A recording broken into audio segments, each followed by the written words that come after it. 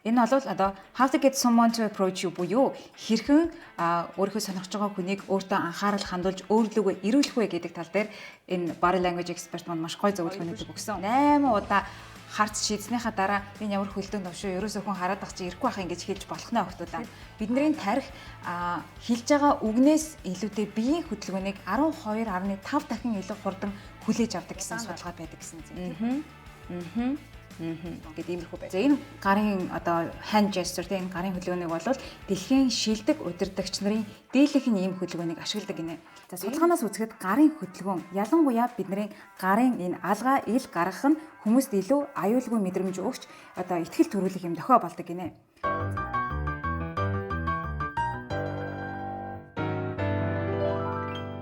Сайн байцгаана уу? Чи миний телээс ухтаа давтан морь шинэ бичлэгтэй давтан морь л.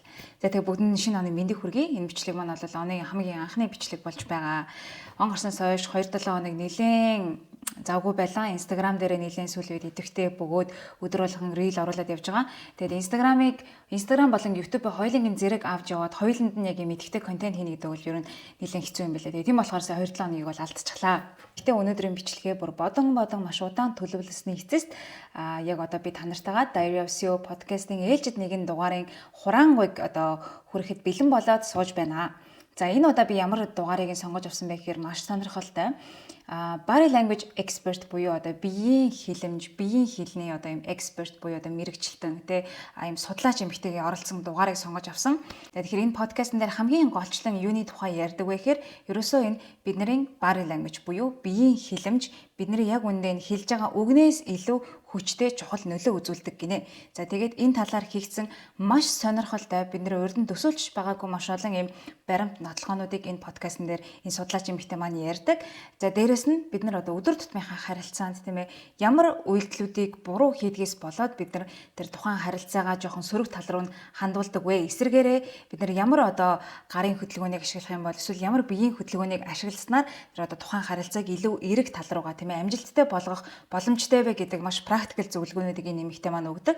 За мөн дээрэс нь хамгийн сонирхолтой бөгөөд олзуурах хууштай нэг мэдээлэл нь юу гэхээр бид нар одоо харизм гэж мэддэг тийм ээ. Тэгэхээр яг харизмтай буюу одоо бусдад нөлөөлөх чадвартай, бусдыг өөртөө татах чадвартай энэ хүмүүс маань бол байглаасаа ингэж төрдөг юм байна. Байглаасаа тийм одоо чадвартай хүмүүс байна. Гэхдээ тийм чадваргүй байлаа гэд боломжгүй гэсэн үг биш. Энийг бол бид нэр өөрсдөө сурах, хөгжүүлэх боломжтой байдаг гэнэ энэ харизмыг. Тэгвэл энэ харизмыг одоо бүрдүүлж байгаа үндсэн хоёр хүчин зүйл байдаг юм байна. Энэ бүр дээр нь 5 зөвлөгөө буюу хэрхэн илүү харизмтай те бусдыг илүү өөртөө татсан ийм болох вэ гэдэг дээр юм ерөөсөө маш практикл яг бидний одооноос хэрэгжүүлэх боломжтой юм 10 зөвлөгөөг энэ нэмэгтэй маань хуваалцсан байгаа. За тэгээд энэ подкаст нийтдээ 3 цаг орчмын подкаст байгаа. Тэгэхээр эндээс би та нартаа хамгийн сонирхолтой бөгөөд хамгийн чухал яг одооноос бид нэр өөрсдөө хэрэгжүүлэх боломжтой гэсэн тийм практикл зөвлөгөө судалгаануудыг та нартаа төвөрлээд орчуулад аль болох энгийн ойлгомжтой хэллэгээр би энэ бичлэгээрээ та нартаа хүргэнэ. Тэгэхээр бичлэгтээ маань дуустал хамтаагаараа хэрвээ бичлэг маань таалагдвал subscribe дарахаа битгий мартаарай. За уламжлал 9-оор энэ дугаарын зочныхоо талаар би та нартай товчхон танилцуулъя. Тэгэхээр энэ дугаарт маань Vanessa Van Edwards хэмээх нэртэй харилцааны ур чадварын мэрэгчлэн New York Times-ийн шилдэг борлуулалттай номын зохиолч ийм эмэгтэй оролцжээ. За сүүлийн 10 гаруй жилийн турш одоо өөрийн саний миний дурдсан body language expert буюу одоо биеийн хэлэмжийн юм одоо expert гэдэг нэрийг зүүж яваа ийм эмэгтэй. Хэрвээ та нар YouTube-аас Vanessa Van Edwards гэдэг нэрээр нь хайгаад үзэх юм бол энэ эмэгтэйг оролцож исэн одоо TED Talk, CNN, BBC, Forbes гэх мэтчлийн юм сувгуудаар гарч байсан ярилцлагууд болон өөрийнх нь YouTube сувгийг нь олж үзэх боломжтой. Ерөнхийдөө бол яг юм body language буюу одоо биеийн хэлэмжийн чиглэлээр бол номер 1 гэж хэлж болох ч маш танигдсан ийм эмэгтэй байх нэ. За Vanessa-гийн яг өөрийнх нь хувь хүнийхэн туршлага буюу яагаад энэ body language гэдэг энэ science-ыг сонирхож эхэлсэн бэ гэдэг нь бол ерөөсөө багада нэм жоохон зоожог найзтай болж чаддаггүй ийм хүүхэд байснаас нь ихсэн гэжсэн. За багада тийм байснаас гадна их сургуульд ороод ч гэсэн ерөнхийдөө яг л найзтай болж чаддаггүй те дуу цуутай хүнтэй ингээ танихгүй хүнтэй ерөөсөө харилцан яриа өрнүүлж чаддаггүй тийм оюутан байж л таа. Тэгээ нэг удаа би даалтан дээр багш нь юм багаар ажиллах даалгавар өгөөд гуруулан хамтраад ингээд 5 хуудас юм нэг юм репорт ч юм уу те тайлан бичих юм даалгавар өгсөн юм байна. Тэгсэн чинь Vanessa өөр нөгөө найзгүй те хинч Vanessa-да одоо багаар хамтарч ажиллах хүсэлгүй байсан болохоор багштай хэлээд би энэнийг одоо 5 хуудас биш би ганцаараа 10 хуудас ингээд энэ тайлан биччихье. Гэхдээ би ерөөсөө баггүйгээр ингээд ганцаараа ажиллая гэд хэлсэн гэж байгаа. Тэгсэн чинь профессор нь үгүй энэ одоо тэдэн хуудастай гол нь биш ээ. Энэ одоо ажлын энэ бие даалтын хамгийн гол нь багийн ажиллагаа юм аа. Тэ яг чи үнэхээр сайн үйдэн гэхдээ хараа байнасаа чи яг энэ одоо химийн чиглэлээр сурдаг байсан байл л дээ. Химийн чиглэлээр одоо энэ өөрийнхөө гаргаж байгаа энэ хүчин чармайлттай энэ одоо ур ухаанаа чи яг people science буюу одоо харилцааны талаар хүмүүсийн талаар ингээд судлаад үзвэл ямар вэ те Джеймс Хавити юм чи ер нь айгүй сайн судлаж чадах байхаа тэгээ чиний өөрөө чинь амьдралд ч гэсэн хэрэгтэй гэж багш нь хэлж л дээ. Тэгэл Ванеса уйлал те за яста тэгнэ мэгнэ гэлээ. Тэгээ тэр өдрөөс хойш ерөнхийдөө мань хүн амьдралаа шийдсэн гэж байгаа. За ерөөсөө би people science буюу хүмүүсийн талаар хүмүүсийн харилцааны талаар судалдаг юм судлаж болох гараа нь тэр өдрөөс хойш тавигджээ. За эхний факт бидний resting bitch face буюу за би энэ дэр ингээд оруулчих. Буюу одоо default face те бид нар ямар нэгэн тийм сэтгэл хөдлөлийг мэдрээгүй байх үедээ ямар нэгэн тийм царайны хувирал гаргаагүй байх үе юм нормал царай гэсэн үг байхгүй. Энэ царай яг үндэ бидний харилцаанд маш чухал үүрэг гүйцэтгэдэг гинэ. Одоо жишээлбэл би ингээд ярьж явах үед нэг иймэрхүү царайд харагдаж штэ тий. Тэгмүүд миний default face болвол одоо би танарт харуулъя. Ямар нэгэн тийм нүрнийхээ булчин ажилуулахгүй тий зүг зүгээр юм яриаггүй үедээ миний царай яаж харагддаг вэ гэхээр ингэж харагддаг. Ингэнгүүт яг нөгөө хүн болгоны нүрний бүтцээс хамаарат одоо энэ default face нь айгу өөр байдаг гинэ. Гэхдээ дийлэнхтэй би сая ингэж жоохон юм ингэж харагдангууд юу яаж байгаа юм миний хацарнаас болоод жоохон ингээд уруулман доошоо унжаад нүд маань миний энэ зохиноос болоод ингээд жоохон юм ургуур харагдаж байгаа ч нэг юм гонхтой байгаа ч юм уу ууралцсан ч юм уу ингэж харагдаж байгаа. Гингүүд дийлэнх хүмүүсийнх бол нэг юм жоохон өөрсдийнхээ default face нэм сөрөг тал руугаа харагддаг гинэ. Тэгэхээр бид нар одоо яг юм чухал одоо ярилцлага ч байдаг юм уу те ажлын ярилцлага эсвэл уулзалтууд те эсвэл магадгүй анхны болцоо ч юм уу те иймэрхүү үедээ ямар нэгэн байдлаар нөгөө хүндээ эерэг анхны сэтгэгдэл төрүүлэх шаардлагатай хэрэгтэй үедээ бид нар өөрсдийнхөө default face-ийг аягуулсан анхаарад тэгээ жоохон контролдох юм бол тэр тухайн харилцан яриа те тэр магадгүй тухайн болцоо эрэг тал руугаа явах айгүй боломжтой байдаг гинэ.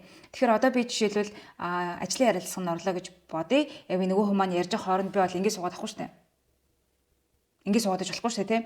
Аль болох ингээд би ингээд юм ярихаараа би ингээд хөмсгөө ингээд жоохон өргөөд нүд маань ингээд нээгдээд илүү ийм одоо нээлттэй тийм эерэг ийм одоо царай төрхтэй болж байгаа ч тэгэхээр би энийг мэдж байгаа учраас одоо магадгүй хүнтэй ярьж явах үедээ ингээд аль болох ингээд аха гэдэг ч юм уу те ингээд байж гэн гэсэн үг. Эсвэл бүр ямар нэгэн байдлаар ахаач гэхгүй те зүгээр дув дугаа сууж байгаа үед бол одоо яа тийм нүднийхээ хэсгийн булчин жоохон ажиллуулад ингээд илүү ийм ингээд жоохон тийм нүгрээ тэмийлгээд гэх юм уу те ингээ байж идэг ч юм. Нэг иймэрхүү байдлаар өөрсдийнхөө default face-н дээр анхаарал өгөх ёстой гэж шүү. Учиргүй ингээд ууралцсан юм шиг ингээд урваагаад суужиж болохгүй гэж байна. Тэгэхээр энэ бас яг та бас талент хараад үзээрэй ингээд ямар ч булчингаа ажиллуулаагүй зүгээр нормалны үедээ бидний царай яаж харагддаг вэ гэд. Тэгэхээр тэр царайг бол та одоо өдөр тутамдаа хүмүүстэй ярьж байхдаа өөрөө ирэхгүй ингээд нөгөө хүнээ сонсож байгаа үедээ гаргадаг царай гэсэн үг шүү. Тэгээд тэрнээс улбалаад хүмүүс хүши чи миний яриаг сонсож гинүү те яасан бэ зүгээр үү чи уурлаад байгаа мó гэх мэтчлэн хэрвээ олон дахин тийм асуултууд танд ирдэг болвол энэ default face-ээ ер нь жоохон зас гэх нь хайшаа энэ дээр анхаарал хандуулах хэрэгтэй ах нэ. Гэхдээ энэ дээр бас нэг юм байгаа. Энэ нь бол мэдээж бид нар дотны найзуудтайгаа гэр бүлийнхэнтэйгээ байхдаа ингээл миний нөгөө аль болчин ажиллаж ин ажиллахгүй нэгэл ингээл учиргүй ингээл нүд мүдэ тэнэлгээл уралмаа ингээл янз бүр болгоо суухгүй ш нь мэдээж гэр бүлийнхэн маань бид нарыг угаасаа уурлаагүй угаасаа царай нэм гэдгийг мэдж байгаа учраас зүгээр харин түрүүний хэлсэнчлэн нөгөө талдаа анхны сэтгэгдэл үүсгэх шаардлагатай эсвэл тийм ажил хэрэгэндээ өөрөө чинь мэддэггүй хүнтэй ярьж байгаа тохиолдол энэ дээр бол default face-н дээр анхаарал өгөө гэж байгаа юм. За хоёрдугаар сонирхолтой судалгаа нь доктор Van Sloan гэдэг нэртэй энэ судлаач эрдэмтэн 10 жилийн тэр тундаа ахлах ангийн сурагч нарын дунд нэгэн сонирхолтой судалгаа хийж тэгсэн чинь юу мэдхийг хүссэн бэ гэхээр сургууль ахлах сургууль ингээл нэг юм алдартай олонний танил ингээл юм хүүхдүүд байдаг шүү дээ. Одоо хүн болгон тэр хүүхдүүдэд дуртай найзлахыг хүсдэг ийм одоо од хүүхдүүд гэж ярьдаг те. Тэгсэн чинь юу тэдгээр хүүхдүүдийг ийм ер нь од болгоод байгаа юм бэ? Од болгоход нь нөлөөлөд байгаа юм бэ гэдэг судалгаа хийгээд үзсэн чинь хамгийн сонирхолтой нь ерөөсө тэдгээр хүүхдүүд хамгийн царайлаг хөөрхөн болохоор биш, хамгийн лаг одоо брендийн хувц өмсдөг болохоор биш. Эсвэл магадгүй урлаг спортын тийм гоц авьяастай болохоор биш. Ерөөсө тэдгээр хүүхдүүдэд өөрсдөд нь хамгийн олон хүүхдүүд одоо таалагддаг тийм хүүхдүүд байсан гинэ. Тэгэхээр өөрөөр хэлбэх юм бол юу гэсэн үг вэ гэхээр хүүхдүүдээс ингээд за чи танай ангиас ч юм уу те сургуулиас чамд хин таалагддаг вэ гэдээ асуусан чинь хамгийн урт листүүдийг өгсөн хүүхдүүд нь эргээд тэр одоо сургуулийнхаа одон ч гэдэг юм уу те тэр хүүхдэд маш их олон хүүхдүүд юм дуртай тийм хүүхд байж л дээ. Тэгэхээр юу гэсэн үг вэ гэхээр хэрвээ та бусад хүмүүст таалагдахыг хүсэж байгаа бол эхлээд танд тэдгээр хүмүүс чинь таалагдах хэрэгтэй. Та тэр хүмүүстэй одоо дуртай байх хэрэгтэй, эргээр хардаг те. Тийм байж аж тэр хүмүүс чинь эргээд таныг таалах буюу одоо тантай эрэг харилцаатай байхыг, найзлахыг ч юм уу ингээд хүснэ гэж байгаа юм л да, нэг ийм судалгаа гарчээ. Тэгэхээр яг бид нар бодит амьдрал дээр бодоод үзье л да те. Хин нэгэнтэй би ингээд уулзсан чинь хүмүүсийг муулдаг хүмүүс бол тэр хэмжээгээрээ өөрт нь тэр хүмүүс таалагддаггүй хүмүүс байна гэсэн үг шүү дээ тий. Тэгэхээр нэг хүнтэй уулзсан чинь нэг тэрийг ч муулаад энийг ч муулаад ингээд байвал надад тэр хүнтэй дахиад уулзах нэг тийм сонирхол төрөхгүй шүү дээ. Ягаад тэгэхээр тэр чинь амар сөрөгийн нэрхтэй хүн нэгдүгээрт те. Тэгэл уулзах болгондоо хүн болоод байдаг хүнтэй одоо ер нь хин л уулзах гэсэн үг дээ. Тэгэхээр би тэр хүнтэй тэр хүн надад таалагдахгүй гэсэн үг. Тэгэхээр харин эсэргээрээ тэр өстой айгуу гоё амжилттай явж байгаа юм байлээ. Тэр нь тэгж бүтэж байгаа юм байлээ гэдэг юм эрэг энерги одоо тасруулж байгаа хүнтэй бол илүү ойр олон удаа уулзаж ойр дотн байхыг эдээлийн хүмүүс хүсэж байгаа те. Тэгэхээр ингээд бодоод үзэхээр яг энэ бол юм судалгаач гэлтэхгүй бодит амьдрал дээр яг үнэн юм шиг санагдсан. За 3 дугаарх нь энэс маш сонирхолтой. Хүн хоорондын харилцааны үндсэн юм 3 бүс байдаг гинэ. Тэгэхээр бидний тарих нөгөө хүнтэйгээ одоо харилцаж байх үед хэр ойрхон байгаа вэ гэдэг энэ зайнаас нь хамаараад тэр тухайн харилцааг айгу өөр өөрөөр хүлээж авч яадаг гинэ. За тэгсэн чинь юм нийтдээ 3 үндсэн бүс байдаг юм байна. Тэгэхээр нэгдүгээрх нь intimate бүс буюу дотны бүс гинэ. Энэ бол 0-аас 50 см орчмын зайг бол бид нар дотны бүс гэж авч үзэх нь. Энэ бол хамгийн ойр дотны хүмүүсийн ашигладаг юм одоо бүс байх нь найз, гэр бүлийн хүн эсвэл хайртай хүмүүстэй л одоо энэ орон зайд бид нар ойртохыг зөвшөөрдөг. Хэрвээ танихгүй хүн энэ бүсэд одоо хит ойртох юм бол одоо бид нар ингээд аюул юм уу? Аюул мэдрээд юм хамгаалтын байр сууринд ордог гинэ.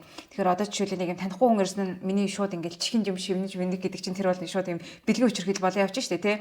Тэгэхээр яг яагаад бид нар ийм шууд надад ийм аюул ирж гин гэж боддог вэ? Автоматар тэгж хүлээж авдаг вэ гэхээр энэ ерөөсөө л ийм эдгээр 3 бүсэд хуваагдаад энэ бидний intimate буюу бидний дотны бүсэд тэр танихгүй хүн халдж байгаа учраас бидний тарих шууд энийг аюул гэж хүлээж авдаг юм байна.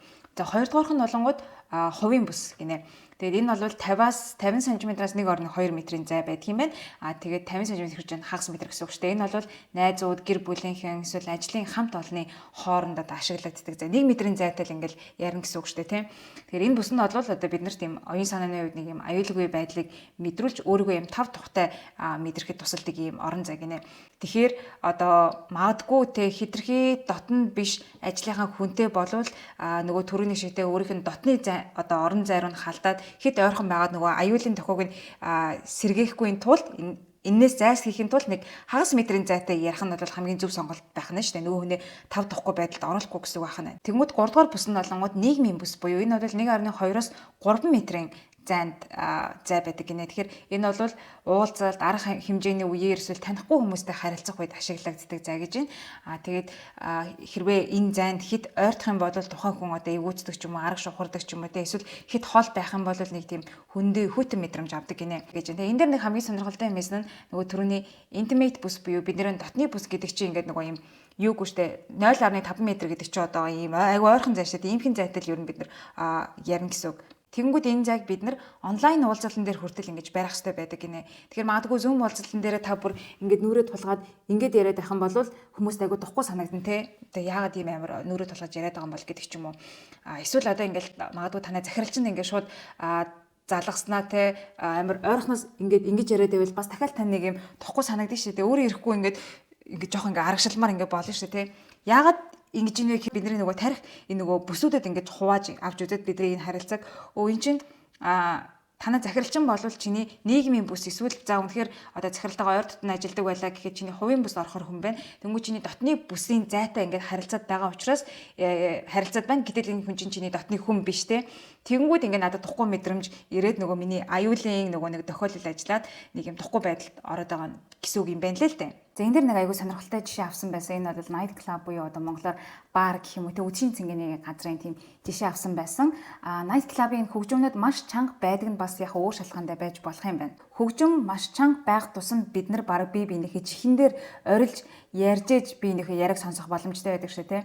Тэнгүүд хүсэн хүсэггүй ингээд бие биенийхээ одоо нөгөө түрүүний те intimate бүс буюу дотны энэ бүстэй 0-аас 50 см-ийн бүс рүү орож ирээд иймэрхүү байдлаар харилцан ярих үед бидний тарих юу гэж хүлээж авдаг гэхээр энэ хүн ингээд миний дотны зайд байна те дотны зайд яриад байна. Тэгэхээр энэ хүн миний дотны хүн юм байна. Энэ хүнд би итгэж найдаж болох юм байна ч юм уу те энэ хүнийг би дотны хүнээ гэж одоо хүлээж авч болох юм байна гэх мэтчлээ иймэрхүү тархинд юм сигнал ирдэг байх нь л те. Тэгээд тэгэхээр ийм болохоор магадгүй night club дотны харилцаа үүсгэхдээ найз залуу, найз охиноо хайх, хосоо олоход бас илүү тохиромжтой байдаг нэг шалтгаан юм байна. За бичлэгийнхээ дундор та нартай гяс суулгах нэг зүйл байна. За өмнөх бичлэгүүдийг маань үзсэн хүмүүс бол намайг Итали улсад суралцдаг оюутан гэдгийг маань аль хэдийн мэдчихэж магадгүй.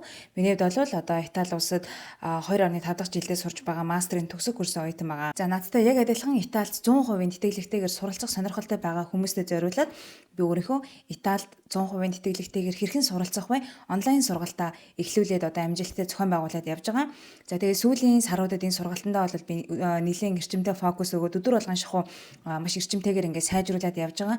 Яагаад тэгэхээр би нэг зүйлийг шийдсэн. Энэ сургалтаараа дамжуулаад ерөөсөө энэ Италид сурах сонирхолтой байгаа хүмүүст тийм ээ ямар ч одоо агентлаг дундын зуучлагчгүйгээр өөрөө хуваараа бүх юмаа хөөцөлдөд явахад нь бүх шаардлагатай мэдээлэл зөвлөгөөг нь энэ сургалтанда багтаая гэсэн би зорилготойгоор ажиллаж байгаа. Тэгээ одоогоор сургалтанд хамрагдсан хүмүүс дотроо одоо өөрсдөө туршлагаа хуваалцдаг магадгүй надаас сургалттай холбоотой шаардлагатай зүйлсээ асуух зориулттай юм өөрсдөө community-г үүсгэсэн байгаа. Дээрээс нь Италийн өөр өөр хотуудад одоо суралцж байгаа оюутнуудтай бид нэр сардаа 1-2 удаа холбогдоод Zoom-ээр онлайн уулзалт хийж яг тэр тухайн оюутнуудын яг тухайн газрынхаа хотынхаа тийм ээ туршлагыг бид нэр одоо солилцдог ийм болонтой болсон гих мэтчлэн ийм сайжруулалтууд бол байнга идэж байгаа. Ирээдүйд ч гэсэн энэ сайжруулалтууд үргэлжлээд явах болно. За тийм учраас энийгээ дагаад мэдээ сургалтын үнц нэмэгдэж байгаа учраас төлбөр бас нэмэгдээд явна. Тэгэхээр одоо энийг үзэж байгаа танд юу зөвлөхөөр хэрвээ та Италид 100% тэтгэлэгтэй сурахын боломжийн талаар сонирхож байгаа бол миний Instagram хаяг болох Chiminettel руу мэдээлэл гэж чат бичээрэй. Мөн дээрээс нь Instagram-ын highlights хэсэг дотор одоо Италид сурахтай холбоотой хүмүүсийн маш их асуултуудад хариулсан хариултууд болон сургалттай холбоотой бүх мэдээлэлүүд байгаа. Тэгэхээр тэндээс санаар маань бас дэлгэрэнгүй мэдээлэл авах боломжтой. За тэгээд юу гэж зөвлөх вэ гэхээр сургалтын төлбөр тун удахгүй нэмэгдэх болно. Тэгэхээр сургалтын төлбөр нэмэгдэхээс өмнө одоо байгаа үнээр нь та амжаад ороорой. Эрт бүртгүүлэх тусмаа танд хамгийн ашигтай байх болно шүү. За анхаарал тавьсан хэвдэл баярлалаа бүгдээрээ бичлэг рүүгээ буцаад орцгоё. За дөрөв дэх сонирхолтой факт нь одоо сэтгэл судлалын шинжлэх ухаанд хүмүүс өөрсдөө хардаг үндсэн юм 3 narrative буюу харах өнцөг байдаг гинэ. Тэгээд хүн өөрийгөө аль өнцгөр нь харж байгаа вэ гэдгээс хамаарат тэр тухайн хүний бүхэл төрлийн одоо харилцаа, амжилтанд энэ харах өнцөг нь маш ихээр нөлөөлдөг юм байна. За тэгмүүд ямар 3 одоо narrative буюу харах өнцөг байдаг вэ гэхээр нэгдүгээрх нь олонгууд одоо баатрын narrative буюу өөрийгөө тийм баатарлагаар хардаг тийм өнцөг байдаг гинэ. Энэ төрлийн хүмүүс болохоор өөрсдөө юм би сорилтыг даван туулдаг, амьдралын хүнд хэцүү үеийг ялан дийлдэг, би хизээч одоо зогсошгүй, мохошгүй их мэдчлээ өөрийгөө юм баатарлагаар хардаг юм narrative. За хоёр дахь нь олонгууд people pleaser буюу одоо бусдын сайн сайхны төлөө бусдын аз жаргалыг өөрийнхөөсөө өмнө тавьдаг ийм төрлийн одоо харах өнцөг. Тэгээ энэ төрлийн хүмүүс болохоор өөрсдөө би бусдын асуудлыг шийдвэрлэдэг, би бусдад тусалдаг, би энэ бусад хүмүүсийг би аз жаргалтай байлгадаг гэх мэтчлэн ерөөсөө бусдад ийм дандаа ийм өгдөг тийм төрлөөр өөрийгөө хардаг хүмүүс байдаг гинэ. Одоо healer буюу одоо эмчийн юугаар одоо өөрийгөө хардаг гэсэн үг байна шүү дээ. Өнцгөр өөрийгөө хардаг. За тэгмүүд 3 дахь narrative нь болохоор victim narrative буюу өөрийгөө тийм хохирогчийн өнцгөөс хардаг хүмүүс гинэ.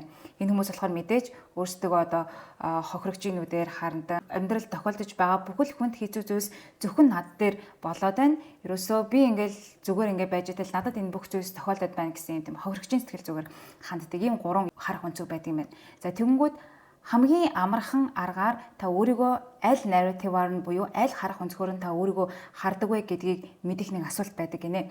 Энэ асуулт бол та өөрийгөө азтай хүн гэж боддгоо гэдэг асуулт гэж байна. Хэрвээ энэ асуултанд байж тээ би өөрийгөө азтай гэж боддог гэж хариулах юм бол та нэг бол одоо нөгөө hero narrative буюу өөрийгөө баатарлагаар мэдэрдэг эсвэл нөгөө эмчийн буюу бусад хүмүүст үргэлж тусалдаг одоо нөгөө өөрөөр хэлэх юм бол people pleaser те хүмүүст өгдөг төрлийн энэ хоёрын аль нэг нь байх магадaltaй гинэ. Харин эсвэргээрээ би өөрийгөө азтай гэж боддоггүй гэх юм бол нөгөө хохирогчийн сэтгэх үедээ буюу одоо victim narrative-аар өөртөө ханддаг төрлийн хүн байх магадaltaй гинэ. Тэгээ энэ дээрээс нэг юмыг бас энэ бас судалгааны талаар дурдсан өөрийгөө азтай гэж боддог хүмүүс одоо бусад хүмүүстэй харьцуулахад өөрийгөө азгүй гэж боддог хүмүүстэй харьцуулахад шүү дээ тийм илүү их боломжийг олж хардаг. Өөрөөсөө илүү их боломжийг олж нээдэг. Тэгээд тэрнтэйгээ уялдаад амьдралд одоо илүү амжилттай, илүү аз жаргалтай байдаг гинэ. Тэгэхээр энэ асуултыг бид нар бас өөрөөсөө асууад үзэх хэрэгтэй. Би бас өөрөөсөө асууж үзсэн. Би азтай юу гэсэн чинь би бүр yes of course би бүр амар азтай гэдэг надад тийм мэдрэмж төрсөн байхгүй. Тэгэл би за окей би нэг бол энэ баатар эсвэл яг юм доктор тэ нөгөө өөр people pleaser төрлөө эсвэл энэ хоёрын микс юм уу тэ холилдсон хэлбэр энэ хоёр аль нэг юм байна гэж бодсон. Тэгэхээр хэрвээ та одоо өөрийгөө азгүй гэж бодож байвал энэ self narrative ихтэй энэ өөр өөргөө харах үнцгийг эхлээд бид нэр өөрчлөх хэрэгтэй. Тэгжээж бид нар дараа дараагийн нөгөө хүнтэй харилцаа, нийгэмтэй харилцаа гэл мөнгөтэй харилцаа гэл 9 журийн харилцаа байгаа шүү дээ. Одоо хоолтой харилцаа гэл бүхэл төрлийн юм л олонгууд бүхэл юм харилцаа тий. Тэгэхээр хамгийн эхлээд нөгөө өөрөө өөртөө харилцах энэ харилцаагаа яг зөв болгож ээж дараагийн юм руу орох хэрэгтэй юм шиг байна л шүү. Дээрэс нь яг энэ асуултыг бас хүмүүсээс асууж үзвэл айгу сонирхолтой санагдсан. Магадгүй болзооныхоо үеэр ч юм уу те одоо яадгийн ажлын ярилцлагын дээр хүртэл энэ асуулт бас айгу сонирхолтой санагдсан. Ингэж асууснаар та ер нь ямархуу сэтгэхүйдээ өөрийгөө ер нь ямар өнцгөр хардаг хүнийг ажилд авах чинь эсвэл хүнтэй одоо цаашдаа болцох чинь найз залуу охиноо болгох чинь гэдгийг эхлээд мэдээд авах боломжтой гэсэн үг. За энэтэй уялдаад нэг маш сонирхолтой судалгааг дурдсан. Нийтдээ 11 компани дээр 58 мянган одоо ажлын цагийн турш нэг судалгаа хийж л дээ. Одоо гүйцэтгэлтэй холбоотой. Тэгсэн чинь одоо хэрвээ та өндөр гүйцэтгэлтэй хүмүүстэй буюу одоо өндөр гүйцэтгэлтэй гэдэг нь одоо яадгийн ирчүүчтэй, энергитэй, ажиллаа сайн байдаг, одоо өөр юу гэдэг те илүү удаан төвлөрч суудаг, те илүү мэдлэгтэй гэх мэтчлэн за high performance гэж байгаа те англиар илүү өндөр гүйцэтгэлтэй хүмүүс. Тим хүмүүстэй 7.5 метрийн зайд дотор хамт ажиллахад таны ажлын гүйцэтгэл 15%-аар илүү нэмэгддэг гинэ. Эсвэргээрээ бага гүйцэтгэлтэй хүмүүс буюу одоо low performance те тэр нь одоо юу гэдгийг ядрамтгай, залхуу, одоо юмнаас хойш суудаг, тийм сүрэг энергитэй ч үгүй тийм ховжив ярьдаг, ажиллаас цухдаг гэх мэтчлээ. Иймэрхүү хүмүүстэй яг адилхан 7.5 метрийн зай дотор хамт ажиллахад таны ажлын гүйцэтгэл 30%-аар буюу одоо нөгөө өмнөхтэйгээ харьцуулахад бүр 2 дахин буурж байгаа тийм үзүүлэлт гарсан гинэ. Тэгэхээр эндээс юу хэлэх гээд байна вэ гэхээр зөвхөн одоо гэр бүл найз нөхөд гэлтэхгүй бид нар ажлынхаа орчинд ямар хүмүүстэй хамт сууж байгаа вэ, хамт ажиллаж байгаа вэ гэдэг хүртэл ийм амар нөлөөтэй байдаг байх нэ. За 5 дугаарх нь гарын хөдөлгөөн бидний бодсноос хамаагүй илүү чухал гинэ. Яагаад гэдгийг би та нарт одоо нөгөө дурдсан маш сонирхолтой судалгаануудыг нь танилцуулъя. За судалгаанаас үзэхэд гарын хөдөлгөөн ялангуяа бидний гарын энэ алгаа ил гаргах нь хүмүүст илүү аюулгүй мэдрэмж өгч одоо ихтгэл төрүүлэх юм дохио болдог гинэ. За яагаад гэхээр бид нар алгаа ингэж харуулснаар би гартаа ямар нэгэн зэвсэг бариагүй шүү. Тэ ямар нэгэн тийм аюул учруулах юугүй зориггүй одоо найзын хуваар те ийм цэвэр сайн сайхныг хүсэж гэдэг юм уу те ингэж ирж байгаа шүү гэсэн ийм аюулгүй дохио өгч итгэлцлийг бий болгодог байсантай холбоотой гинэ. Тийм болохоор ерөөсөө бид нар ингэж цаанаасаа тэгээ бүр байглаасаа л ерөөсөө ингэж хүний юм хоосон алгыг харах дуртай. Тэгээд алга харснараа биднэрт илүү ихтгэл төрдөг гинэ. Тийм болохоор магадгүй бид нар одоо анх бие биетэйгээ мэдлэгтэй сайн уу гэж мэдлэг ч юм уу те. Энэ нь бол биднэрт илүү одоо тийм дулаан тийм атайхан мэдрэмж төрүүлдэг байх нь шүү дээ. За ийм гэж. Тэгэхээр гарын алгаа ингэж ер нь бол аль болох ил гаргасан тийм гарын хөдөлгөөнүүдийг үзүүлэх нь болвол илүү их тийм эерэг мэдрэмжийг төрүүлдэг байх нь шүү дээ.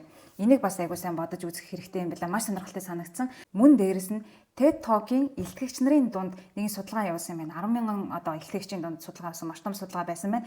Эндээс аваад үзэхэд гарын хөдөлгөөн ашигласан илтгэгчид бусдаасаа илүү их хандал авч илүү өндөр үнэлгээ авсан байсан гинэ. Тухайлх юм бол 465 сая гарын хандалттай TED Talk-ийн шилдэг илтгэгчдийн ихэнх нь гараа идэвхтэй хөдөлгөж одоо алгаа ил гаргасан байдаг гинэ. Тэгэхээр бид нар ярьж байгаа зүйлтэйгээ уялдуулаад аль болох гарынхаа хөдөлгөөнүүдийг оролцуулах юм бол илүү их одоо хандлт авах боломжтой байх нь шүү дээ. Одоо ч үгүй контент бүтээгч нарын хувьд тийм ээ. Тэгээд дахиад бас өөр судалгаа байгаа сонирхолтой. Судлаач Алекс Тодоров гинэ.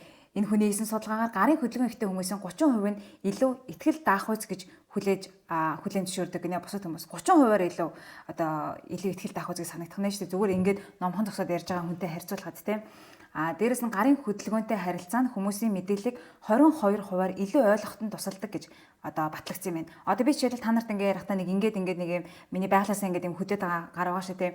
Энэгүй би зүгээр ширээн дор хийгээд ингээд ярьсан бол та нарт нэг юм тухгүй мэдрэмж төрнө тийм. Яах гээд байгаа нь тийм гар нь хаанч байгаа юу ч хийгээд байгаа гараараа гэдэг юм мэдрэмж төрдөг гинэ. Тэгээ энэ бас яг адилхан хурал цуглаан дээр, болзоон дээр ч тэр бүхэл төрлийн харилцаан дээр бид нэр ингээд ширээн дээр сууж ялаа гэж бодоход ширээн дээр гараа ингээд ил гаргаад за би камера жоохон доошуулчих тийм. ил гаргаад ингэж тавих нь нөгөө хүндээ илүү тийм тайван, тухтай мэдрэмж өгдөг гинэ. Ягаад тэгэхээр гараа ингээд доор ингээд хийчихэр те би одоо гараараа нэрээ юу ч хийгээд байгаа мессеж бичиж байгаа ч юм билүү те юу ч хийж байгаа юм те гартаа бараг бууж чадчихсан байгаа мó бүү мэд те тийм болохоор нөгөө хүмүүсийн анхаарал нь энэ гар нь яагаад байгаа юм болоо юу хийгээд байгаа юм бол хайчиж үг гэдэг юм төвлөрөөд байдгийн гинэ. Тэгэхээр тэгэж хүмүүсийн анхаарлыг нь буснуулахгүй тулд гараа сайхан ил гаргаад ингээд сайхан алга малгай ингээд сайхан гайхуулаад ингээд за ингэж тавих нь бас хайшаа те. Гэтэ ер нь алган аль болох ингээд бас ил гаргаад байж байвал бас зүгээр гэж шүү. Дээрэс нь одоо видео уулзалтуудын үеэр хүртэл гарын хөдөлгөөнд хүмүүсийг илүү анхаарал татам гэж үздэг гинэ. Тэгээ одоо би яг энийг ярьж байгаа үед миний гар бүр өөрөө ирэхгүй ингээл хөдөлгөө таньцаа. Гэхдээ хараа ийм гараа хөдөлгөнд гэхээрээ бид нар ингээл учиргүй ингээл байн ингээл бүр ингээд ярьж байгаа юмнасаа илүү нөгөө хүнийхээ анхаарлыг ингээд бүр буснуулахуйц ингэж олон одоо гараа ингэж хөдөлгөж болохгүй шүү дээ тий. Бидний гарын хөдөлгөөн үйлдэл бүхэн ингээд цаанаасаа юм зоригтой тий одоо хичүүлэл эсвэл цаанаасаа ингээд өөрөө ирэхгүй ингээд натуралаар ингээд хөдөлдөг байх хэрэгтэй. Тэрнээс ч бүр ингээд зориулаад нэг ингэдэг ч юм уу нэг юм сонь хөдөлгөөн хүчээр хийгээд байх юм бол тэр бүр нөгөө харилцаагаа эрэг болгох байтугай нөгөө хүн таны яриаг ойлгохгүй энэ яагаад байгаа юм болоо гэдэг байдал хүрэх нь ахна. За сүүлийн нэг сонирхолтой факт нь гарын хөдөлгөөн биш үү? Видео контентын дээр хүртэл бас айгүй ач холбогдолтой гинэ. Одоо энэ миний хийж байгаа YouTube дээр хүртэл. Тэг хамгийн сонирхолтой нь одоо thumbnail буюу одоо энэ YouTube биеийн бичлэгийн юм нэг зураг байж тээ cover зураг. Энэ дээр одоо гарын хөдөлгөөн харуулсан thumbnail зураг болол бусад одоо гарын хөдөлгөөнөө харуулаагүй зүгээр л юм царайгаа харуулсан ч юм уу те зүгээрээс л бие харуулсан юм thumbnailтай харьцуулахад 40%-аар илүү үзэлттэй байдаг гинэ. Би бүр энэ миний хувьд бүр амар сонирхолтой байсан. Бүр what гэж би бодсон заяа. Тэгээд яг одоо би энэ бичлэгийг thumbnail дээр дурч үзсэн баха гэж найдаж байна. За хамгийн сүүлийн сонирхолтой факт. Энэ бол одоо how to get someone to approach you буюу хэрхэн өөрийнхөө сонирхож байгаа хүнийг өөртөө анхаарал хандуулж өөрлөгөө ирүүлэх вэ гэдэг тал дээр энэ body language expert маань маш гоё зөвлөгөөнүүдийг өгсөн. Тэгээ энийг та нартай хэлээд хэрвээ хэн нэгэн таныг сонирхоосоо гэж хүсэж байгаа бол таны биеийн хилэмж хамгийн том үргийг гүйцэтгэдэг гинэ. Тэгэхээр бүр судалгаагаар нотлогдсон заяа. Судалгаагаар хүн өөрт нь илүү нээлттэй, илүү дулаахан дохио өгч байгаа хүн рүү илүү хандаж ойртдог нь батлагдсан гинэ. Тэгэхээр ингээд баахан юм хүн дүүрэн өрөө байлаа гэж бодъё те.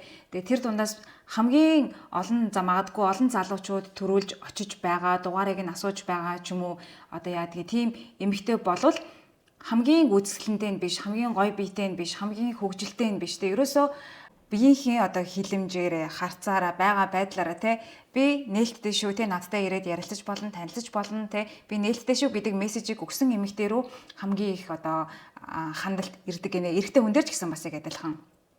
За тэгэнгүүт үндсэн юм 3 арга байгаа юм байна. Өөрлөгөө ирүүлэх. За нэгдүгээрх нь бидний биеийн хилэмж маш чухал гинэ. Тэгэхээр одоо өөрийгөө нээлттэй гэсэн мессежийг өгөхийн тулд мэдээж бүр хамгийн ихний хийх зүйл бол бид нар одоо цээжнийхээ энэ хэсэгтээ урдаа ямар нэг юм хаалт тахгүй одоо ингэж зогсохгүй ингэхгүй те урдаа одоо яадгийн нэг юм коктейл юмаа бүр ингэ барьдаггүй ч юм уу те аль болох хүн тань дээр ирээд юм ярихад ямар нэгэн тийм хаалт байхгүй нээлттэй байх хэрэгтэй гэсэн үг. Дээрэс нь одоо хүмүүс тэр өрөөнд одоо аль чиглэлтэнд байна те тэр чиглэл рүү мэдээж ингэж биеэ ингэж одоо харуулж ингэж зогсон гэсэн үг шүү дээ. Хүмүүс тэнд байхад би ингэж биеэ дэлгээ зогсоод байна гэдээ ийшээ хараад байж мэдээ зогсоод байж болохгүй те тэр хүмүүс рүүгээ чиглэж харна. Дээрэс нь одоо хөлийн байрлал хүртэл аягүй чухал гинэ. Хөлийн байрлал аль болох юм нээлттэй ингэ сайхан ингэ энэ хоёр хөл байж тэ хөлөө ингэ нээлттэй ингэ зогсгоно шүү дээ. Гадаж эргүүлээд ингээд нээлттэй хүмүүс рүү хандуулаад за би чамайг хүлээж шүү те чи ирээд ярихад би бол нээлттэй шүү гэсэн мессежийг л хамгийн их нь өгөх хэрэгтэй. За хоёрдугаарх нь хөнгөн харц шийдэх гэнэ. Энийг бол бид нар бүгдээрээ мэдж байгаа шүү дээ. Нөгөө нэг эрүүлэхийн тулд ингээд симхэн хардаг ч юм уу одоо харц шийдэх хэрэгтэй те. Гэтэ хамгийн инээдтэй зэ судалгаагаар нөгөө хүнийг эрүүлэхийн тулд хэдэн удаа харц шийдэх вэ гэдэг юм судалгаа хийсэн байна. Тэгсэн чинь дунджаар 8 удаа гэдэг тоо гаржээ. 8 гэдэг амар их сонсогдож байгаа юм шиг боловч 8 удаа бид нар ингээд байж байгаа л ингээд хараад иж бас болохгүй шүү дээ. Бүр улаан цай бүр ингээд ирүүлэх гээд ингээд жичирч мэдээж тэгэж болохгүй. 8 удаа гэдэг яг олон удаа сонсогдож байгаа юм шиг боловч одоо яа тийм үсээ ингээд оролдонгоо нэг ингээд хардаг ч юм уу те. Өөр эсвэл хүнтэй ингээд яриан дундуура ингээд нэг хальт ингээд хараад авдаг ч юм уу. Иймэрхүү байдлаар гэхдээ ямар ч нэг биш, хоёр биш 8 удаа харц шийдснийхаа дараа энэ ямар хөлтөнд овшоо ерөөсөө хүн хараад ах чи ирэхгүй ах ингэж хэлж болох нэ охтуудаа. Залуучууд дээр ч гэсэн энэ охин ямар их замтай гарвэ гэж бодхоос өмнө 8 удаа харц шийдэх нь ах нэ шүү. За 3 дахь бас нэгэн сонирхолтой арга нь дахиад нөгөө гарын хөдөлгөөн гинэ. Энэ бол тэгтээ бүр үнэхээр зайлтай арга заяа. Тэр яах вэ гэхээр одоо жишээлбэл за би энэ камерыг миний одоо нэг сонирхож байгаа залуу гэж бодъё те. Та хэд ингээд энд байгаа шүү. За би та руу одоо сэтгэнэ гэсэн гараараа. Тэнгүүд би одоо энд ингээд найзтайгаа ярьж ялаа гэж бодъё. Тэгтээ би яах вэ гэхээр аль болох гараа ингээд энэ камер руу ингээд чиглүүлээд яриад байна гэсэн үг. Би дээр ингээд явж исэн байхгүй. Тэгсэн чинь бүр ингээд тим юм тохиолдоод ингээд яагаад байгаа юм яагаад юм болсныг мэдгүй би ингээд амар сонио ингээд ер нь бол хараа гараараа ингээд заах хөдөлгөөн хийж болно ингээд те санамсруугаар би өөрөө ийшээ ингээд хандаж ярьж байгаас миний гар ингээд чам руу яваад байна шүү те тэнгүүдээ гараараа бүр ингээд болж өгөөл ингээд юм өрн дуудсан ирээчээ гэсэн тийм ханд жестер буюу гарын хөдөлгөөнийг бас хийж болох нь байна. Тэгвэл эсвэл магадгүй гараараа ингээд нэг хөнгөн заадаг ч юм уу те одоо найзтайгаа би дээр нэрээ ингээд явж исэн чи тийм болоод ингээд ингэсэн шүү те бүр амар сонирн байгаас те яагаад нэг дараа гэл ингээд ахана шүү. Тэгэх юм бол ингээд нөгөө хүний тархинд ямар сигнал ирэх вэ гэхээр тэр хүн намайг дуудаад байгаа юм байна гэсэн тийм сигнал ирдэг гинэ. Тэгэхээр ийм 3 сонирхолтой аргыг манайхан тушаад үзэх байх нэ. Тэгэхээр бас биеийн хөдөлгөөн дээр нэмээд нэг юм хэлэхэд бидний тархи хилж байгаа үгнээс илүүтэй биеийн хөдөлгөөнийг 12.5 дахин илүү хурдан хүлээж авдаг гэсэн судалгаа байдаг гэсэн зэ. Тэр бүр амар гаастай. Би хичнээн үгээрээ тим гээд миний толгой ингээд байвал хүн шууд үгээл гэж хүлээж авна. Одоо жишээлбэл за бид нар бодъё те. Багада ингээд гадаа тоглох бол ингээл ээж би гадаа гарч болохгүй гингүүд ээж маань ингээд болно гэх юм бол бид нар шууд болохгүй л гэж ойлгоно сте тий эсвэл одоо яадгийн чи надад худлаа яриад байгаа мó гэх юм бол одоо яадгийн үгүй гэж хэлэнгүүдээ тийм гэсэн тохиол үзүүлдэг шээ тий үгүй гэх юм бол худлаа яриад байна л гэж ойлгоо шээ тий яагаад тэгэхээр угаасаа бид нар энийг хийхэд хүртэл ингээд айгүй хэцүү ингээд тарих болон бид нар биеийн хөдөлгөөн хоёрыг бид нар тус нь ингээд хийх хэрэгтэй болчихж байгааз тэгээ бас нэг хийсэн юм нь худлаа ярьж байгаа хүмүүс одоо body language буюу биеийн энэ хөдөлгөөнийг барагтай л хийдэггүй гинэ. Яагаад тэгэхээр би түрүүнд хийсэнчлэн бид дотроо үгүй гэж бодцоод гаднаа ингээд гэдэг чинь амар хэцүү байхгүй одоо тий та бас туршаад үзтээ үгүй гэж хэлэнгүүтээ толгоогоо тохиод үзтээ үгүй хэр нэг юм биеийнхээ хөдөлгөөнийг тусад нь бодоод хэлэх үгээ тусад нь бодохоор ингээд тусдаа ингээд бодохоор ингээд айгу хэцүү байгааз тэгэхээр чи нөгөө худлаа ярьж байгаа хүмүүс чинь ийм хэцүү үйлдэл хийхгүй нэг л юмараа худлаа ярина гэсэн үг. Нэг бол биеийн хөдлөөрөө ерөн дийлэнхтэй үгээрээ л худлаа ярьж байгаа шүү дээ. Тийм болохоор нөгөө баригдахгүй тулд үг үйлдэл хоёр нь зөрөхгүй тулд тийм биеийн хөдөлгөөнийг айгу баг хийдэг гинэ. Тэгэхээр одоо энэ бичлэгийн маань хамгийн сүүлийн бөгөөд хамгийн чухал хэсэг нь болох хэрхэн илүү charismatic буюу харизмтэй те бусдад илүү их нөлөөлж бусдад илүү сэтгэгдэл төрүүлэх вэ гэдэг дээр энэ нэмэгтэй маань нийтдээ 10 юм биеийн хилэмж буюу тохиоллыг зааж өгсөн. Тэрийг нь би та нартай одоо танилцуулъя. За тэгэхээр харизмыг бүрдүүлж байгаа үндсэн 2 одоо бүрэлдэхүүн байдгийн байна. Нэг нь болонгууд warmth буюу халуун дулаан байдал, нөгөөх нь болонгууд competence буюу одоо чадварлаг байдал. Энэ хоёр дээрээс үндэслэгдэж тэр хүний харизмтай юу, харизмгүй юу гэдэг нь одоо тогтоогддог юм байна л үндсэн 2 бүрэлдэхүүн гэсэн үг. За тэгэнгүүт энэ хоёрын балансыг нь бид нар яг барьж ээж, тааруулж ээж яг ийм харизмтай хүн гэж бусад мэдрэмж өгөх нь. Яагаад тэгэхээр одоо халуун дулаан байдал гэдэг нь бол ийм нээлттэй, зөөлөн, тэ ийм одоо харилцаа таатай мэдрэмж өгнө шүү дээ. Хэрвээ одоо хитрхи халуун дулаан байдал ингээд өгөх юм бол бид нар одоо муухагаар хэлэхэд монголоор хэлэхэд ямар шалчгансан амт юм бэ гэж бид нар боддог шүү дээ тий худлаа найл гэсэн ингээд бид нараас өөрсдөө манай монголчуудын соёлоос тийм байдал бас хит нэг тийм дуртай байдгүй тий тэгэхээр ялангуяа монгол калчур дээр буюу монгол соёл дээр бол энийг бүр яг сайхан тунганд харуулах хэрэгтэй гэсэн. Тэгэхээр нөгөө халуун дулаан байдал маань хитрхи ихсэх юм бол өөр бас юу гэж бодох вэ гэхээр хитрхи тийм сул дорой те тэгээ за тэгээ гэдэг нэг юм submissive буюу тийм сул дорой миний доор одоо байгаад байгаа ч юм шиг тийм мэдрэмж өгөх нь. Тэгэхээр энэ хоёрын балансыг нь хадгалах нь бол хамгийн чухал гэж байгаа. Тэгэхээр бүгдээрээ power cues буюу энэ чадварлаг хүчтэй байдлыг илэрхийлдэг энэ хилэмжүүдээс эхлэе. Их нэгдүгээр биеийн хилэмж болвол гарын хөдөлгөөн байгаа. За энэ бол ийм хөдөлгөөн энийг стипл гэж нэрлэдэг гинэ ийм гарын хөдөлгөөн. За энэ гарын одоо hand gesture тэ энэ гарын хөдөлгөөнийг бол дэлхийн шилдэг удирдагч нарын дийлэнх нь ийм хөдөлгөөнийг ашигладаг гинэ. Ерөөхдөө ийм пирамид руу гэхдээ бүр яг ийм гурвалжин ийм бол биш. Нэг иймэрхүүтэй юм. Энэ гарын хөдөлгөөн ямар учиртай вэ гэхээр одоо нэгдүгээрт би ингээд алгаа хоосон байгаагаа илэрхийлж шин тэ нөгөө хүнд аюулгүй мэдрэмжийг бол өгчөж байгаа. Хоёрдугаарт ингээд яг ингэж нийлүүлснээрээ одоо тийм хэдий би одоо ингээд тайван ийм өөртөө ихтэй байгаа ч гэсэн ерөөхдөө энэ би харилцан яриандаа ч юм уу те ер нь юм хяналттай байгааг илэрхийлж байгаа гинэ. Тэгэхээр энэ бас цаагаараа ийм баг зэрэг ийм өөртөө ихтэй ийм хүчрхэг байдлыг илэрхийлж байгаа гэсэн утгатай байна л да. Энэ гарын хөдөлгөөнийг чийлэл би бол хизэж ашигладаггүй ч гэсэн энийг харсан чинь шууд манай нэг хідэн захирлууд санаанд орсон. Тэгэхээр ер нь яг захирлууд бас нэг энийг яагаад ч юм айгүй ашиглаад байдаг нь ийм шалтгаантай байсан юм байна. За хоёрдугаар чих болон мөрний хоорондох зай гинэ. Энэ айгуу сонирхолтой зэ. Яагаад тэгэхээр судалгаагаар авч үзэхэд чих болон энэ мөрний хоорондох зай илүү их байх тусам хүн өөрийгөө илүү ихтгэлтэй хүчрэхэг харагдуулдаг гинэ. Тэгэхээр ер нь бол монголчлал гэх юм бол мөр зэхэл байна гэсэн үг л дээ, тэ. Мөр зэх тэнэгэр байна гэдэг чинь энэ хоёрын за өөрөө ирэхгүй ингээд холдно гэсэн үг шүү дээ, тэ. Эсвэргээрээ бид нар нэг юм жоохон ингэж суудаг ч юм уу, нэг ингэдэг ч юм уу, эсвэл нэг жоохон ингэсэн, тэ. Энэ хоёр ингээд ойртоод ирэх тусмал бид нар ингэж биеэ хумсан, тэ. Энэ маань эргээд ямар байдлыг илэрхийлж байгаа вэ гэхээр өөртөө итгэлгүй одоо тийм сул дорой байдлыг илэрхийлж байдаг учраас аль болох ингээд хүзүү болон энэ мөрний зайгаа ингэж юу ах хэрэгтэй, салгаж ингэж хол байлгах хэрэгтэй гэж. Тэгэхээр ширээн дээр суухдаа хүртэл бид нарт энэ ширээ маань бидний одоо энэ мөр болон чихний хоорондох зайг их байлгаж одоо суухад тусалж ийн үгүй юу гэдгийг хүртэл анзаарах хэрэгтэй ахна шүү дээ. Одоо энэ ширээ маань жишээлбэл жоохон өндөр. Тэгээ би ингээд сонгоод ингээд жоохон ингэж харагдаж байгаа зэн жоохон бүхтэйгөөд хэрвээ яг миний нуруунд тохирсон арай намхан ширээ юм эсвэл арай өндөр сандал байсан бол одоо би яг ингэж харагдана гэсэн үг байхгүй. Тэгээ илүү ингээд юм зэгцтэй ийм одоо өөртөө ихтэй ч юм уу те ингэж харагдана гэсэн үг. Тэгээд дээрэс нь энэ судалгаагаар ашиглаад хүмүүсийн хариу үйлдэлийг судлахад мөрөө хавцсан хүзүүгээ юм дарсан хүмүүсийг бусд нь одоо ийм жоохон юм нууж байгаа аимхай мэтэр хүлээж авдаг гинэ. Эсвэргээрээ ийм зайтай ингээд нэг гоё тайван ингэж суусан хүмүүсийг болвол тийм илүү өөртөө ихтэй тийм мэрэгжлийн тийм чадварлаг гэж хүмүүс дүгнсэн байсан байх нэ. За 3 дугаарх нь нүдний хар цэгнэ. Тэгээд нэг буруу ойлголт байдаг нь бас ийм зөвлөгөө бид нар аягүй сонсч ирсэн шүү дээ, тэ. Аль болох нүд рүү нь хараад бай, тэ. Хүний нүд рүү нь харж ярих юм бол илүү ихтгэл төрүүлдэг дараа гэд. Тэгсэн чинь судалгаагаар ийм зүйл нотлогдсон юм байна. Ерөнхийдөө харилцан ярианы 60-70% нь одоо ийм eye contact үүсгэх буюу бие биенийхээ нүдээр ингэж харилцахад болол төгс харилцаа гэж үздэг гинэ. 60-аас ерөөсөө 70% нь. Тэрнээс биш 100% ингээл тасралтгүй ингээл хүнтэй ингээд нүд рүү ингээл хараад яриад их юм бол нэгдүгürt эвгүй мэдрэмж төрөнд, хоёрдугаар тийм төрөнгийн мэдрэмжийг авдаг гинэ. Байнга ингээд нүд рүү нь хараад яриад хаар.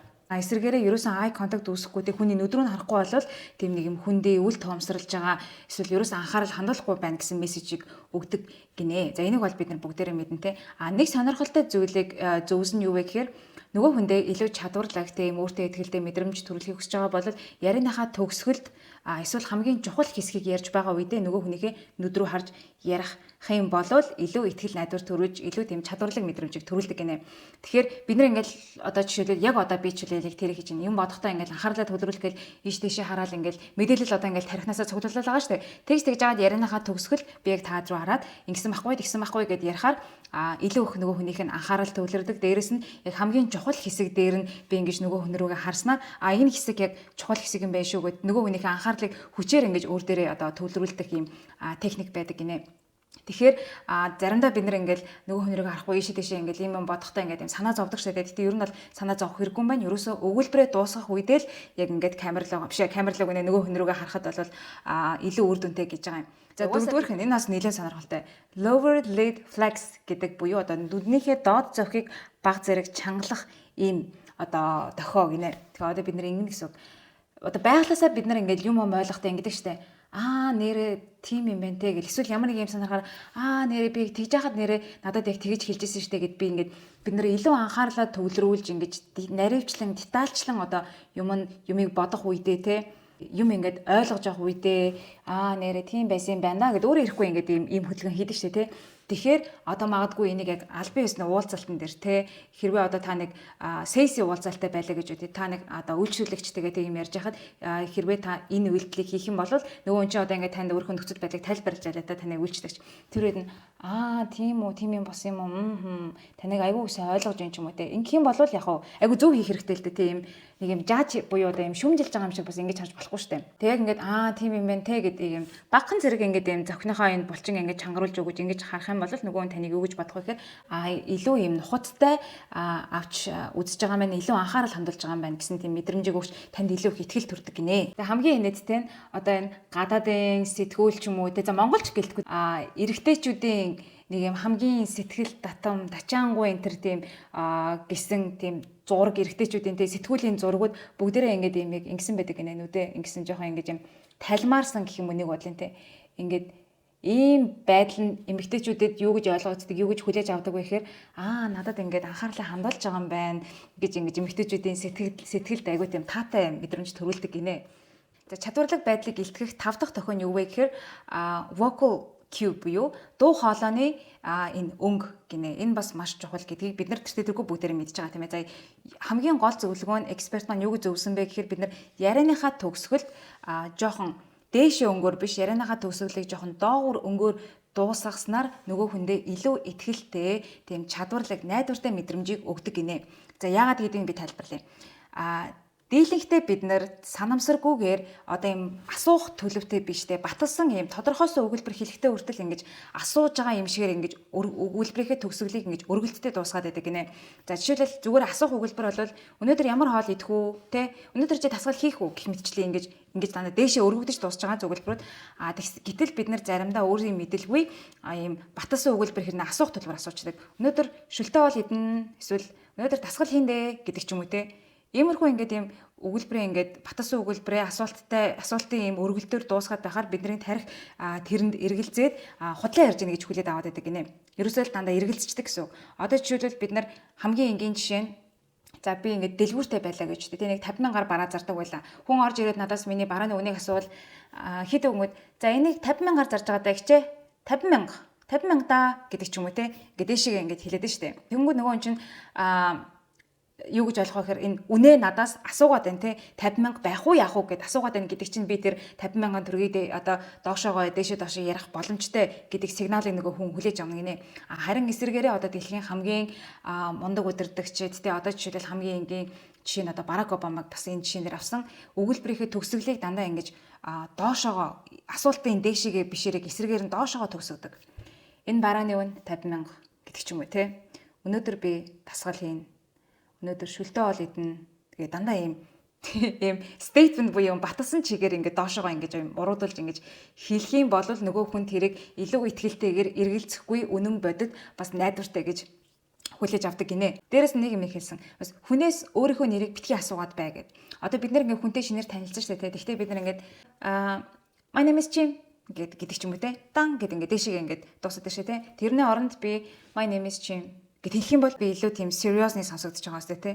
Тэгэхээр энийг бид нар ялангуяа ажил хэргийн уулзалтан дээр эсвэл хүнтэй ингээ нэг юм илүү чухал жилсэн тийм харилцан яриа өрнүүлэхдээ энэ ярианыхаа тооныг бол айгүй анхаарах хэрэгтэй байх нэ. За ингээд бид нар юу ч гэсэн нөгөө хүндээ бид нар чадварлаг шүү те итгэл даах үз шүү тийм баталгаатай хүн шүү хүчтэй хүн шүү гэдэг ямар ч саяны 5 тохоогоор өчлөө тийм ээ. Одоо биднэрт юу дутж байгаа вэ гэхээр нөгөө warmth буюу халуун дулаан мэдрэмжийн юм дохионод дутж байгаа тийм ээ. Энэ хоёрыг балансалж ийж бид нар ч айгүй тийм charismatic болох гэдэг байгаа шүү дээ. За тэгэхээр халуун дулаан мэдрэмжийг өгдөг үндсэн 5 дохионы 1-р дохио болвол 3 удаа толгоогоо тохих гинэ. Хүнтэй харилцан яриа хийж байхдаа. Тэгвэл удаанаар гэд иймэрхүү байдлаар ингэж 3 удаа харилцан ярианыхаа туршид толгоогоо тогсноор нөгөө хүн нь илүү одоо ойлгогдсон илүү нөгөө хүнийгээ тийм сонсож байгаа мэдрэмжийг өгдөг гинэ. Тэгээд нөгөө хүн нь судалгаагаар авч үзэхэд 67%-аар илүү удаан ярьдаг гинэ. Тэгэхээр энэ бүр үнэхээр сонирхолтой байгаа сте. Гэхдээ нэг анхаарах зүйл нь 3 удаа толгоогоо тохихдоо ингээд хурдан нэг юм биш те. Ингэх юм бол бид нар ингээд хитрхи одоо тийм submissive буюу те бид нар хүүхд тахтаа ингээд багш нар ингээд заа юу ингээд хаан гэж ингэж яадаг байсан шүү дээ. Ингээд толгоо төгтөг байсан. Тэгэхээр хитрхи тийм сул дорой тийм өгөнд нь орж байгаа юм шиг мэдрэмж төрүүлнэ гэж. Эсрэгээрээ хитрхи хурдан ингэх юм бол нөгөө жоохон тийм яарж байгаа мэдрэмж нөгөө хүндээ өгдөг гинэ. Угаасаа бид нар тэгдэж шүү дээ. Ингээд яарад ирэхээр тэ яасан гинэ тэ хурдан яриагаа дуусах гэдэг ингээд хурдан тохиод байдаг. Тэ тэгхгүйгээр тайвнаар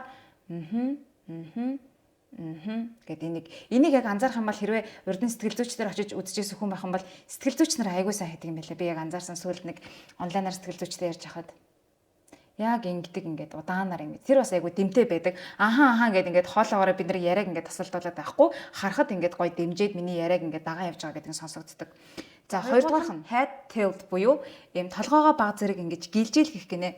Бид нар ингээд хүнтэй ярьж байхдаа илүү жоохон ингэх юм бол ингээд баг зэрэг ингээд жоохон ингээд хазааж өгөх юм бол бүр байглаасаа бид нөгөө хүндээ юу гэж ойлгодог вэ гэхээр энэ хүн ингээд жихээ ингээд ил гаргаад тэ ингээд би илүү ингээд чамаас сонсоход ингээд бэлэн байна гэд ингээд одоо дохоо өгч ин гэсэн үг байхгүй тэ ярьж хагаад Тийм үү, тэгс юм уу. Тэгэхээр би энийг бас бид нар өөрсдөө байглаасаа шууд ингэж хийчдэг штэ найчруулээ. Тийм юм болсон юм уу гэл ингэж өөрөө ирэхгүй ингэж жоохон гэлжиждэг. Тэгээ энэ нь бол яг нөгөө хүндээ илүү анхаарлаа төвлөрүүлж ин миний яриаг сонсож ин миний яриаг илүү удаан ингэж юм доктортой сонсоход бэлэн байна гэдэг мэдрэмж өгдөг гинэ. Дээрээс нь одоо муу мэдээг байна штэ тий. Яг ингэж толгоогоо ингэж жоохон гэлжийлгэж ингэж хэлэх юм бол арай гайгүй хүлээж авдаг гинэ. Арай сайнаар хүлээж авдаг гэсэн. Тэгэхээр одоо жишээлбэл одоо тий Яна харин сая машин мөрөгчлөө ч юм уу те нэг юм. Энэ ихтэй хард одоо мэдээ биш одоо өөр юу байдаг юм. Ээжээ би сая хичээл дээр жоохон муу авчлаа гэдэг юм уу те нэг ингэж байдлаар ингэж хэлэх юм бол энэ биеийн хэлн өөрөө тийм арай тийм халуун дулаан мэдрэмжийг нөгөө хүндээ өгж идэг учраас арай дайжгуугаар хүлээж авна гэсэн үг гинэ. Ийм судалгаа байдаг гэж байна. Бас нэг сонирхолтой жишээ хөтлөгч хэлсэн нь юу вэ гэхээр одоо хэрвээ компаниасаа хин нэг халахж байгаа тохиолдолд энэ бол бас HR-ууд буюу хүний нөөцөдөд бүр амар чухал зүйл. Манайхан сайн сонсоод аваарай. Хин нэг нь та ингээ халагдаж байгаа маа гэсэн мэдрэмжийг ингээд уучлаарай таныг ингээд халах шийдвэр гаргажээ гэж хэлэхээс илүү ингээ тийм уучлаарай таныг ингээд халах шийдвэр гаргасан байна гэд жоохон ингээд толгоогоо ингээ хазаалгаад гэлжилгээд ингээ хэлснээр ингээд I really care те ингээ би ингээ таныг ингээ мэдэрж байна ойлгож байна те таны ямар байгааг би одоо ингээд бодож гин би таныг хайхарж гин гэдэг ч юм уу те иймэрхүү юм мэдрэмжийг өгдөг гинэ. За 3 дахь халуун дулаан мэдрэмж өгдөг дохио болвол authentic smile буюу жинхэнэ бидний ориг инээмсэглэл гинэ. Тэгээ энэ дээр бол бид нар ингээд зүгээр амаа ингээд одоо худлагаас зөвхөн амаа хөдөлгөөд ингээд худлаа инээж болно. Гэхдээ яг бидний ориг жинхнээсээ энэ хүн сэтгэл хөдлөлөөрөө инээж ийнэггүй юу гэдгийг илэрхийлдэг юм энэ нүд орчмын булчин гинэ. Хэрвээ би одоо жишээлбэл ингээд жинхнээсээ ингээд юм инээж байгаа үед те миний нүдний булчин энэ хэсгийн булчин чангараад ингээд өргөгдөж ирдэг. Зүгээр худлагаасаа инээж байгаа тохиолдолд бид зүгээр ингээд амаа ингэчээр ингээд шууд бидний худлаа инээж байгаа нь мэддэг гинэ. Тэгэхээр хэрвээ худлаа инээмсэглэе гэж бодож байгаа бол жинхэнэ нэмшгээр худлаа инээ гэж бодож байгаа бол нүднийхээ булчин бас дагаад ингээд ингэж инээ гэсэн үг байна. Гэтэ яг энэ нэмэгтэй маань зөвлөхдөө ингээд жинхнээсээ ингээд шүдээ ингэж гаргаж инег чамд тухгүй байгаа бол бити инээ худлаа инээснээс инээгээгүй байсан дээр гэдэг зөвлөгөө өгсөн. За дөрөв дэх тохион we love lean in гэж байгаа. Lean in гэхээр ингэж урагшаага ингэж дөхдөг. Ингээд одоо бид нар ингэж ширээнд ингэж сунгууд хүмүүс ингэж янз бүрээр ингэж суудаг штэ. Би жишээлбэл ингэж ер нь ингэж нэг юм яадгийн тийм догтлоод гэдэг юм ер нь ингээд нэг урагшаага ингэж нэг тийм наалж ширээгээ ингэж наалж суух төлөвтэй байдаг. Тэгээд энэ нь яг үнэндээ ямар тохиог өгдөг вэ гэхээр одоо нөгөө харилцан яриа хийж байгаа хүндээ бас айгу таатай мэдрэмжийг өгдөг гинэ. Яагаад тэгэхээр энэ хүн анхаарлаа төвлөрүүлж ийн айгу оролцоотой байна те. Миний ярьж байгаа юмд айгу анхааралтай сонсож ийн гэдэг сонирхолтой байна гэдэг энэ мэдрэмжийг өгдөг гинэ. Тэгэхээр банк гэхдээ одоо ингээл урагшаага ингээд суугаад байж болохгүй мэдээж те яг ингээд нормалны одоо ингээд сууж байгаад яг гол чухал үе дээр нь за тэгээ хаасан гинэ гэж орж ирэх ч юм уу те ингээх байдлаар ийм урагшаага налах энэ үйлдэлийг нөгөө хүндээ тийм таатай сэтгэл төрүүлэх байдлаар ашиглаж болдог гинэ. Тэгээ энгийн жишээ нь энийг бид нар дахиад одоо те байглаасаа найжруулах угаасаа хийдэгтэй ингээл найзтайгаа ингээл юм яар суужсэн чинь нэрэ тэр тэгсэн гинэ гэж бидний таньдаг хүний талаар юм ярьдаг ч юм уу те эсвэл одоо яадгийг захиралтайгаа ингээл ярьжсэн чинь надад нэг урамшуулах талаар ч юм уу эсвэл нэг одоо яадгийн тийм гоё мэдэд дуулах үед те бид нар ингээд өөр ирэхгүй ингээд урагшаага ингээд суучдаг штэ те Тэгэхээр энийг л бид нар тунганд харуулад харилцан ярианыхаа үед хийчихнэ гэсэн үг. Гэхдээ нэг анхаарах зүйл нь байнга ингээд урагшаага ингээд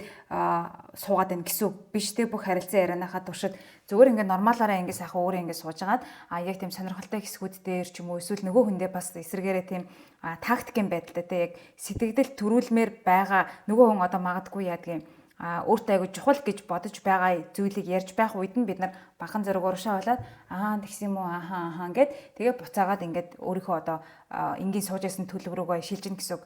Ингэж бид нарт одоо нөгөө power cube буюу те ийм одоо нөгөө хүндээ сэтгэгдэл төрүүлэх юм болж байгаа хгүй. Тэрнээс бид нар байнга ингээд дандаа урагшаага ингээд суугаад байх юм бол бид нар тэр хүнд аль хэдийнэ ингээд те одоо захирагдчихсан те үгэнд нь орж байгаа юм шиг тийм жоохон сул дорой тийм мэдрэмж өгнө гэсэн үг. Тэгэхээр бүх юм ингээд баланстай байх нэ. За 5 дахь тохион бол non-verbal bridge буюу үг яриагаа ашиглахгүйгээр бусадтай холбоо тогтоох юм тохиог хэлдэг юм л да. Энэ нь бол одоо биеийн хөдөлгөөн байж болно, эсвэл одоо нүдний тийм ээ eye contact байж болно, эсвэл одоо гар хөлөөрөө хүртэл ингэж юм non-verbal bridge-ийг үүсгэх боломжтой гинэ.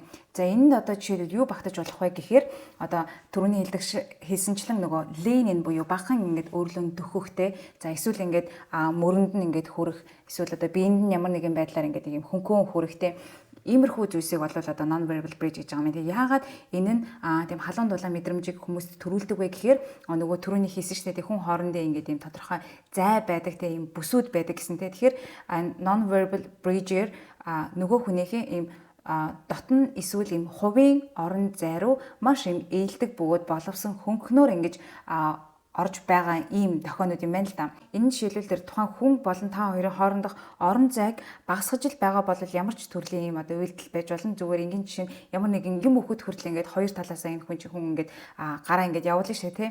Тэгэнгүүт тэр хоёрын хоорондын зай нь ингээд багасаад ирж байгаа гэсэн. Тэгэхээр ингээд тодорхой хэмжээгээр хүн тийм даалт ухамсартай тийм дотн мэдрэмжийг нөгөө хүнээс авч яадаг гинэ.